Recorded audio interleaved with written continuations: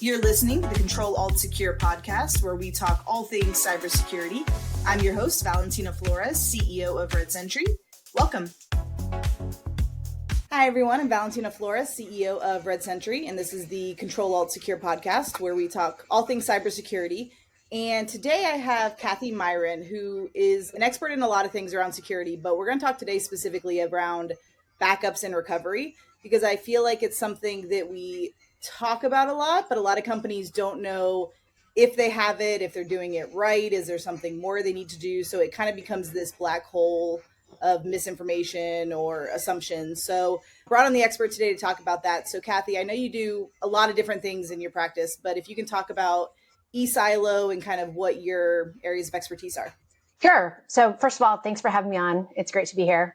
eSilo started as a data backup and cybersecurity company back in the early 2000s. And at the time, we were just focused on backup. So think about in the early 2000s, before there was really cloud, you had a lot of smaller businesses across America who had no idea how to have any sort of disaster recovery plan, how to execute that by themselves, and how to store information in a secure way. So we started from those roots with our own proprietary backup software back when the industry as a whole was really in its infancy. And then fast forward 15, 20 years later, we have evolved into a company that doesn't just do backups for healthcare practices or law offices or accountants, but now we do proactive services to help people identify and prevent the types of scenarios that ultimately lead to failures that require a recovery from backup. So we have morphed into a company that is very cybersecurity focused, sort of full spectrum, starting with understanding what is a company's risk profile based on who they are, what they do, how they do what they do, what their personnel and systems footprint looks like, and what compliance requirements they may need to follow, right? What are the obligations and expectations of their industry? And we help them to understand, all right, here's your risk, here's what you're doing today, here's where that doesn't meet industry best practices or industry standards. And then we work with them on a journey to address those things. Many of those things are preventative in nature. So how do you ensure you have good locks on the doors and all of your windows are sort of locked up tight? But also it is, how do you recover in the event of a disaster? So we still cling on to those backup and disaster recovery roots, but we are being a lot more holistic in the way that we protect businesses and not just data. Because it's one thing to be able to restore a database or restore a system, but if you don't have the rest of the organization and the business process and the reputation, right, and paying customers who trust you, you don't really have much of a business to go back to. Yeah, and I think a lot of people assume that, proactive services like ours and like yours, if you're preventing this stuff, then like, why do I need backup? And they think it's kind of like, they think if they use our services, nothing's ever going to happen. And the point is, no matter what your security posture is, you're always at risk. Anyone can get hacked. And when you do, you have to have a plan and you have to be ready. And that's where backup really comes in. But not even that. I think a lot of people have these backups, but then they don't test them. They don't check to see if it's working, or they might have it somewhere, but an incident happens. They don't know where to go to find it or how to restore it. And it just becomes, a disaster. And so I think it's really important we talk about it. And I guess in the whole of the cybersecurity, where does backups and recovery fit in? Like, where should they be doing it? Where should it go in the security journey? How does that work? Yeah, if you think about sort of the left and the right of the boom, backups are very traditionally thought of as right of the boom, right? So after I've had a bad thing happen, I need to go to my backups in order to restore my systems. The reality is in order to have a really good plan, you have to do that ahead of time. So left of the boom, you have to be sitting down and having strategic level discussions with the business leaders, not just the IT leaders, to say what is most critical in the organization, right? This is traditional sort of business continuity, business resiliency planning. What are my most important processes and functions as a company? What are my contractual obligations or regulatory obligations? What are then the people and the systems that support those critical processes? And that should be driving your requirements around backups, backup frequency, what needs to be included in a backup, how do you need to sequence the recovery of those things in order for systems to actually be functional. I can't tell you how many times we've spoken to a client who had a previous incident, years before, and they said, well, we recovered, this database, but then we realized that we actually needed the domain controller and we needed these other things first. So a good business continuity, business resiliency plan is going to start from the business and work its way down to technology. Sort of almost the last step is, what level of resiliency do I need in my systems? And that might be high availability, or that might be a set of backups, right? In addition to high availability, or failover, or backup in multiple zones, multiple regions. But it all should be driven from those business requirements. And too often we see companies sort of plan and do everything within the IT function. So, the poor IT director says, well, this is my budget, so this is all I can afford. And I really think that this is a business problem and it needs to start from the business side. That all being said, I think not enough organizations are testing their backups, and not just sort of testing recovery. I think while it's table stakes, we still see plenty of people who don't do it for whatever reason, but really testing your recovery plan. I'm a firm believer that everything is people, process, and tools, right? The tools are important. The tools get a lot of emphasis. But if the business, again, everything's a business problem, hasn't defined what they're going to do in certain situations where the main ERP for the organization is down, it's unavailable, it's unreachable. Think of any number of possible scenarios where that's not going to be there. How are your people going to process transactions? How are they going to get access to the data that they need to make maybe manual phone calls or do things, the old school way? A business has to plan and go through exercises to define what are going to be their procedures when major systems are unavailable. And of course, backups is just one piece of an overall recovery strategy. Yeah, that's a really good call out that it's always a business problem. And I think very often, and we've fallen into this too, where we'll be having a business conversation and then we say, wait a second, there's no one from our product in this meeting. Like, this is also like, we're all the same team. And I think so often the tech is on one side of the house and everything else is on the other side of the house, and they don't have these conversations together. But yeah, that incident response conversation, that planning, I mean, that's free. Like, that's something every company should be doing, figuring out what their risk is. That should be bare minimum, and it doesn't cost a company anything. And then from there, like you said, it funnels down into, now what do we need to do to make that happen? So I guess with that, like, what are other like misconceptions around backup, or what do you hear that's just completely wrong? I would say in our field, backups, but also security more broadly, overconfidence is probably the biggest misconception, or the biggest Achilles heel that I see. Everyone who you talk to says, oh, we have backups. My IT company does that, or my IT department does that. Or the sentence that you'll hear is, they should be doing this. Or I think, right, I assume that they're doing this. And what that tells you is that they're not, they don't know, so they don't have the right sort of metrics and data at their fingertips to know with certainty. And B, especially if this person's an executive, the organization isn't doing tabletops or other types of drills, exercises to practice both the recovery plan and as well as the backups. So when you go through and have the rigor, the rhythm of doing annual testing of your continuity plan, of your disaster recovery plan, everyone from the IT folks all the way up to the directors is going to have familiarity with what to do. They're going to know that a plan exists. They're going to have data points from those tests. So it's no longer a, I assume that someone's doing this, but rather last time we ran the test, everything was good. We were able to recover all systems within whatever the reasonable, time frame was, but we had an issue with A, B, and C.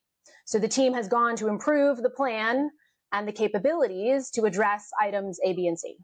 And you should expect that. You should never expect that you go through a disaster recovery drill and everything's perfect. The environment changes too quickly. We deliberately try to make these scenarios a little complicated, sometimes a little far-fetched, to test how well the organization is going to respond. And so you should want a culture of continuous improvement. So if there's a couple things that didn't quite go according to plan, or we didn't really have an answer for it, or I've been a part of exercises. Well, so-and-so has the answer. Well, let's just pretend so-and-so is unreachable. They're on vacation. Now what do you do?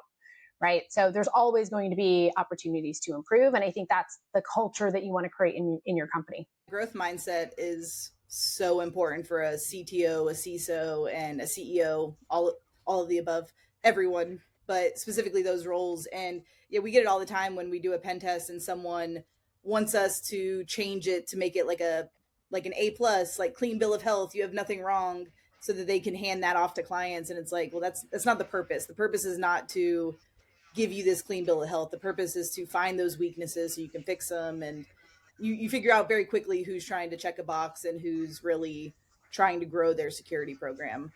And I think compliance obviously plays a huge role, which I know you're very familiar with. Like now, especially in the SMB market where they might not have backup yet, but now compliance frameworks like SOC 2 or ISO, 27001, like now those things are kind of mentioning backups, but sometimes it's vague, sometimes it's specific.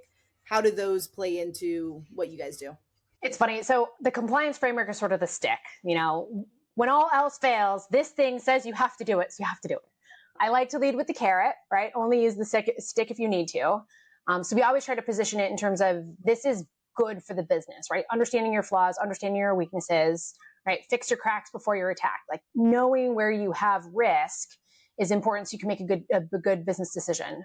I think you're right. A lot of the frameworks are generally pretty vague. So they'll ask, like, do you have backups? Full stop. When was the last time you tested them? Maybe one additional question. Do you store them offsite? And that's it. I think the reality is just like anything, if you really unpack that, I can have backups, I can have tested them, and I can store them offsite, but I can still be completely hosed in the event of a cyber attack. And we've seen it happen.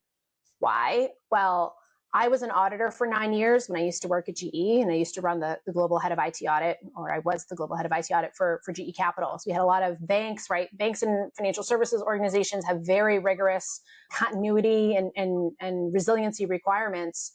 And so we used to always start with, well, what's the scope of the backup? Because I can have backup, but it's of the wrong thing, or if it's too old to be relevant, it's completely useless. And the frameworks don't ask you those things. And in fairness, the frameworks are generally pretty generic. You have to have judgment as either an auditor or as an IT leader putting these controls in place to be having these conversations to say, am I backing up the right stuff?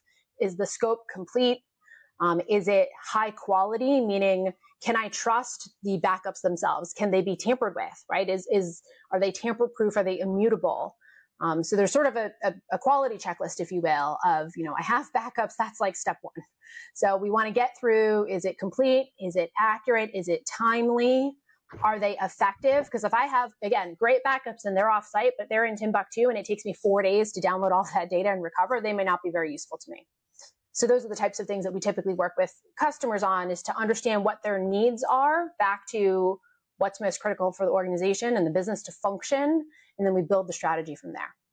And then those client needs probably determine whether it's more important to look at like how much data you're losing versus like downtime, like what's most important there. Is there like a standard in terms of like which thing matters more when you're talking about like recovery time objective or recovery point objective, all those acronyms? Yeah. So it's a good question. I don't know if there's a standard, but there is, I'll say, what we typically recommend as a starting point, especially for SMBs, because you ask them the question and they don't understand the terminology, that they don't know how to answer you. So RPO, recovery point objective, I tell everybody, this is how much data you're willing to lose. So if you think about, I have a backup, but it only runs every night, then let's say you have an incident, backup runs at 8 o'clock, you have an incident at 7 o'clock. So you've lost 23 hours worth of work. Is that acceptable to you? RTO is recovery time objective. So how quickly do you want to be back up and running after a disaster? Most people will tell you as quickly as possible. Okay, so if you want to be able to recover almost instantaneously, you need high availability infrastructure and double the storage of whatever it is that you have, whether that's in AWS or Azure or something still on premise. But as soon as you start to talk through with people, well, what does it mean to be able to recover instantly and also never lose any data? They look at the bill and they say, maybe I could live with 24 hours recovery or 8 hours recovery or something else like that. So it's always sort of this back and forth when you work with an organization to say, what would it cost you? And this is usually how I try to do it, is what's an hour of downtime worth to the organization in terms of lost revenue or fines, or are you going to be in breach of a contract? If you're a law firm, are you going to miss a court date? Like, what are the types of things that might happen if your data is unavailable or your systems are unavailable for an hour, a day, a week even, right? Like sometimes in this world of interconnected vendors, you have no idea where you have dependencies And you have no idea, depending on what type of incident some of those vendors and cloud providers may be facing, how long you're going to be out for. Back to really good disaster planning and sort of what is your alternative, assuming you can't, if your business runs on email and you can't have email for a day, how are you going to function?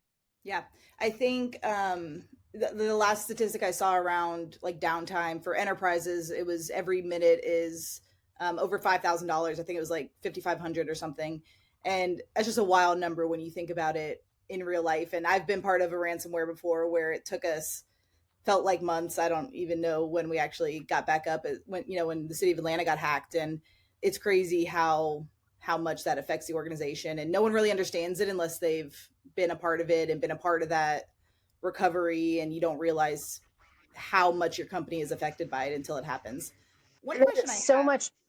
Good. Oh, I was going to add to that is there's so much nuance to recovery, right? When you do testing, like you take a backup, and I see if I can open up that backup and restore stuff, great.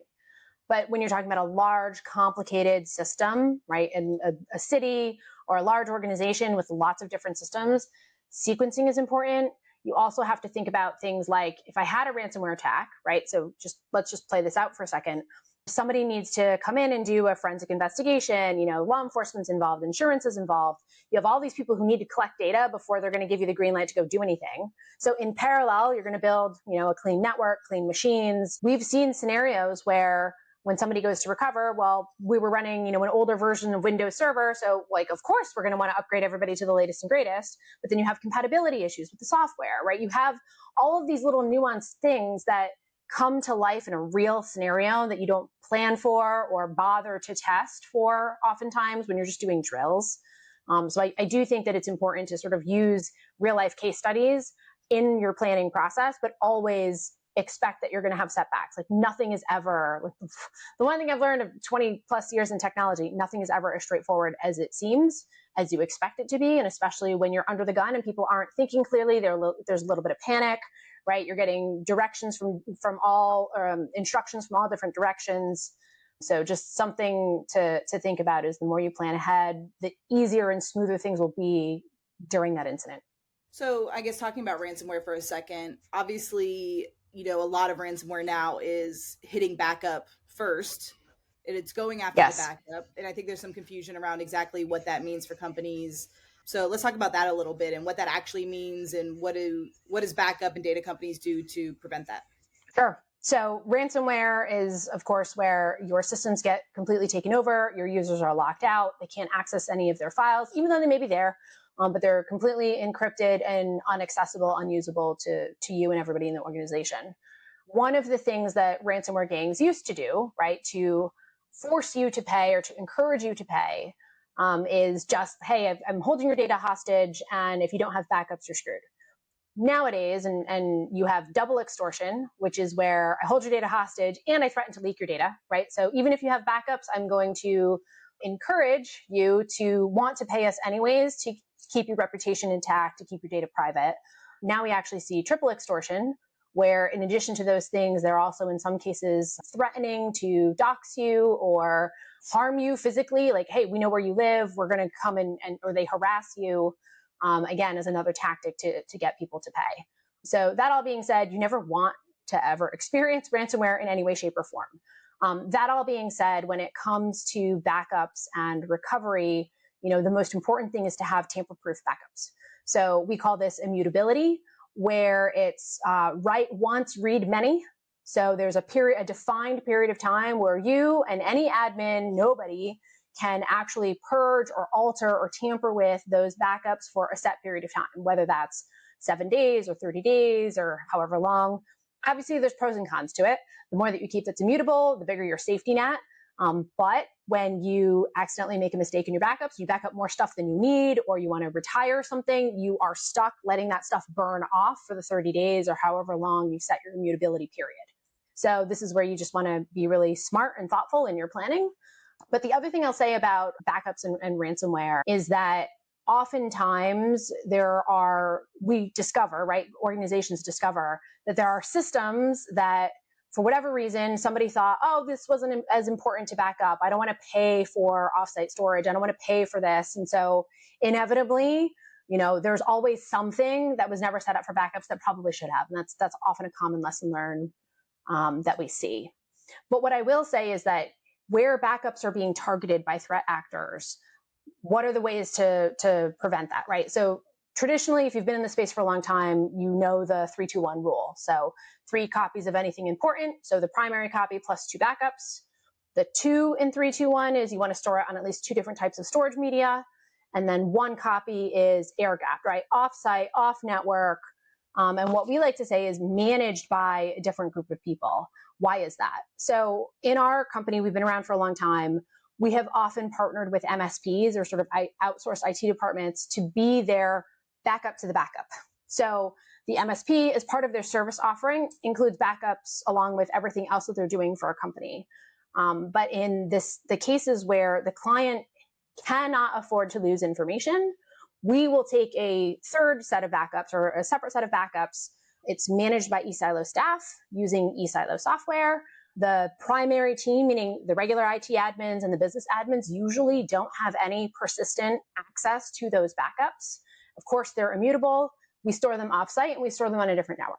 And the reason for all of that diversity, like different team, different accounts, different access, we also use Linux as our backend, where most of our clients are typically Windows shops, is you don't ever want the same type of malware to be able to infect easily all of those backups. And where we see, and I'm sure, Valentina, you guys see this all the time, when a company is breached, there's often privilege escalation, lateral movement between machines. The first accounts they're going after are the backup accounts and the IT admin credentials. And so if your admins are managing the only sets of backups you have, whether they're on-site, off-site, you have 16 different copies, if they have access to the backup system, they can completely delete them all or otherwise corrupt them or damage them. That is one of the benefits that we offer as being a completely independent party. We're using different software, different storage, different everything to just increase the chances that the client is going to have a good copy left over. And I'm happy to say that since I took over eSilo in 2018, we've had a 100% ransomware recovery rate. So in every scenario where the client got ransomware, and even if the local backups were compromised, the eSilo backups were fine and restorable. Wow. So that says something. Yeah, and that's so important. The network segmentation. I mean, people don't realize that all we're doing is getting one little access point. And the hackers, like, all they have to do is get into one place, and then they're just seeing what they can touch. They're usually not hacking in 10 different angles of your business. It's usually they will until they find that door open, and then that's where they're going in. And unfortunately, like, our networks are so connected nowadays that they can touch everything, they can get to any account. So the segmentation of the backup is definitely a huge piece of that puzzle that I think we don't talk about a lot. So I think it's also important to note that you guys are not like reselling a backup, and there's a lot of that out there. Sometimes it's hard to tell who's actually hosting the backup, who's doing it, but you guys, it's your backup, your software. Yeah.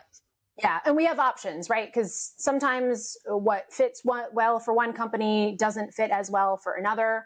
So we have our own proprietary software. We do leverage partners. So, one of the things that I will readily tell all of our clients is that when I first took over this business, the landscape was changing so quickly. And I think the pace of change is only accelerated. As a smaller company, right? I'm a small company serving other small companies. It's hard to keep up with every single change and every single OS and every environment that's out there. And so we made a very conscious decision to say we're going to specialize in areas where we think that there's a gap and our clients need something very bespoke and specific. But for the vast majority of our clients, what they really need is modern backup software and help applying that software to the right things in their business. So if anything, we've probably differentiated ourselves in terms of how much time we spend with the client understanding the macro picture. What are you trying to accomplish? To then create the backup strategy and then apply the right tools to the situation so that they get the RPOs and RTOs that they ultimately need. Yeah, no, that's good. And it is so custom. Every company is different in all of security. Like, there's not a security one size fits all. And I think a lot of like automation and AI nowadays, like, it's trying to apply this one size fits all, and that's just not usually the case. And while we're talking about automation, I guess, how is automation played into backup? Is it easier, harder? Is it changing anything there? I think automation for sure. I can't remember the last time someone was like, "Oh, I randomly hit a button to run a backup." I think where we're seeing the big benefits is in intelligence. So understanding the workload profile and being able to adapt and adjust based on that. The smarter software gets, the more error proof it becomes. And so there's less and less, and we're even seeing it, less errors and issues that our team has to intervene on, right? Sometimes there'll be a failure and then the software is smart enough to retry or to do different things, that vast majority of those errors resolve themselves. I think a lot of cases, we don't have to spend as much human time on the mundane, right? Monitoring and reaching out to clients to tell them, hey, we saw that there was this backup failure, can you tell us what's going on, or can we want you to do these steps on your virtual machine or whatever. Now we're able to spend more of our time on proactive planning, strategy, and frankly also, what else do you not have outside of backups, right? Because we are a cybersecurity company and we're very focused on governance, risk, and compliance. So backups is one piece of the puzzle, and it tends to be the first thing that people like, oh, I know I need that. Or I guess, and sometimes they don't know they need that. They say, oh, I'm in the cloud. I don't need that. Actually, yes, you do. But aside from backups, we have this conversation of, well, are you training your people, right? That's really easy. Also low hanging fruit, right? Security awareness training, phishing tests, because that's the number one way that systems get compromised and ultimately leading to ransomware and other things that require us to restore from backups. Where we tend to find gaps, though, is you mentioned sort of compliance and also with cyber insurance, right? There are situations where these companies need to put in place a broader set of cybersecurity controls, but have no idea where to start. And so we can free our time up to add more value in those areas outside of just, managing the backups. Yeah, I mean, anyone that's gone through a cybersecurity audit or a SOC 2 or anything like that knows that having someone to help you with the readiness and stuff is an insane amount of time saved. So we just finished our SOC 2, so I'm in PTSD mode right now from it. And you mentioned the cloud, and that was actually one of the last questions I was going to ask you was cloud, because I feel like we're seeing so many SMBs specifically now that are going through SOC 2 or something, and they have this cloud environment, GCP or AWS, and there is an amount of backup that's on there. So what's the difference between like that backup versus what they should be implementing? What's the gap there? Yeah. So I guess when we say cloud, I'll maybe make the distinction between hosting applications in a GCP, like a Google Cloud or AWS, where you still have to have a team that's responsible for managing that infrastructure, the VMs and the storage and the VPC and everything else, versus true software as a service. So I swipe my credit card and I'm, using a web interface for my legal management software, whatever it is. On the first side, when we talk about AWS and Azure and GCP, definitely you need to have an engineer configure backups of the databases, of the instances, of everything that you've deemed to be critically important. Typically, we will find that people will just sort of either replicate that in region, or maybe if they're really sort of trying to be a little bit more proactive, they'll send those backups to a different region for availability purposes, right? A different availability zone.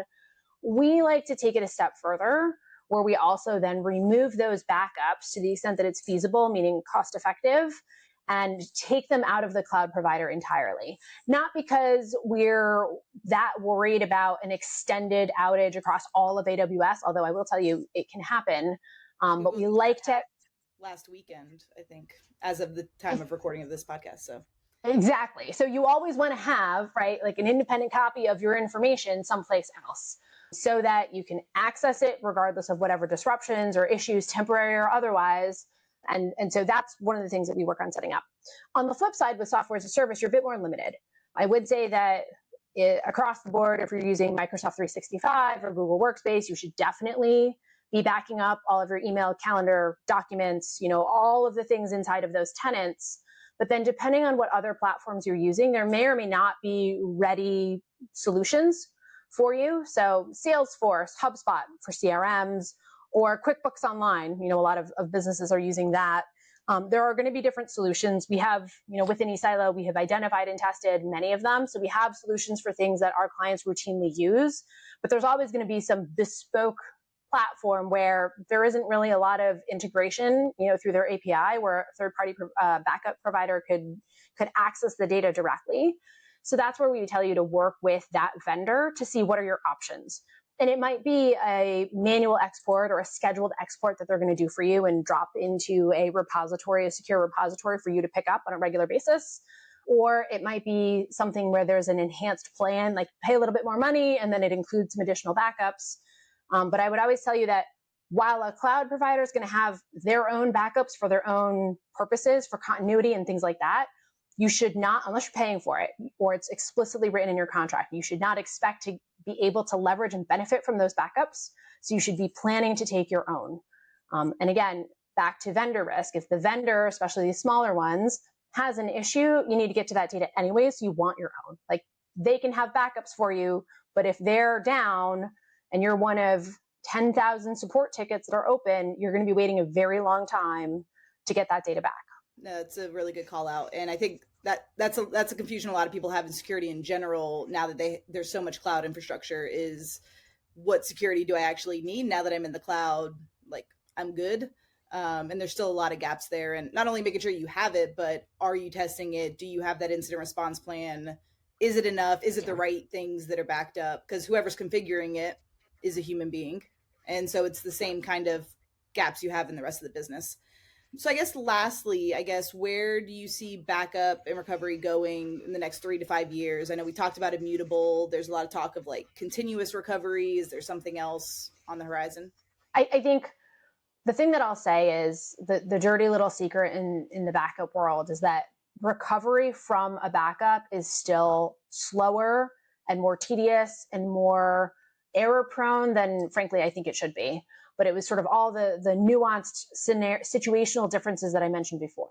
So I do think that over time, we're going to continue to see the shift to always on, ultra high availability, where today we already can do near continuous backups, right? So every couple of seconds, every couple of minutes, transactions can be mirrored, so that you can have essentially a carbon copy of everything available to you. So I think the nature of backups is going to shift. I think the monolithic, I have a separate repository or DR facility is that's going to start to look a lot different, leveraging the capabilities of the hyperscalers and public cloud.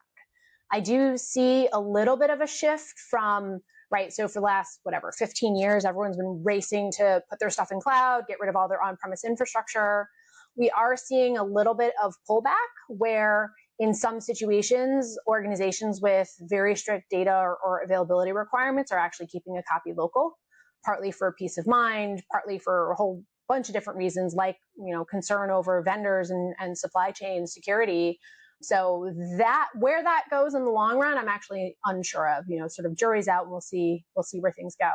Yeah, I think for me, it's not even really an analogy because it is backup, but I always think back to those of us that used Microsoft Word before there was autosave, and it was, you forgot to click save, and like think about how often we clicked save on those documents and then we didn't, and then our computer would shut down and we'd lose 20 pages of work we had just done. And I think that's probably like the last scenario people dealt with like losing and not having a backup. And now we're talking about companies, which is all, your baby and everything you have, and we're not doing those simple things. So I think it's really important. I think more people need to take a look at it. If you don't know where to start, reach out to someone like Cathy and just kind of see, like, what am I ready for in my business? What do I need?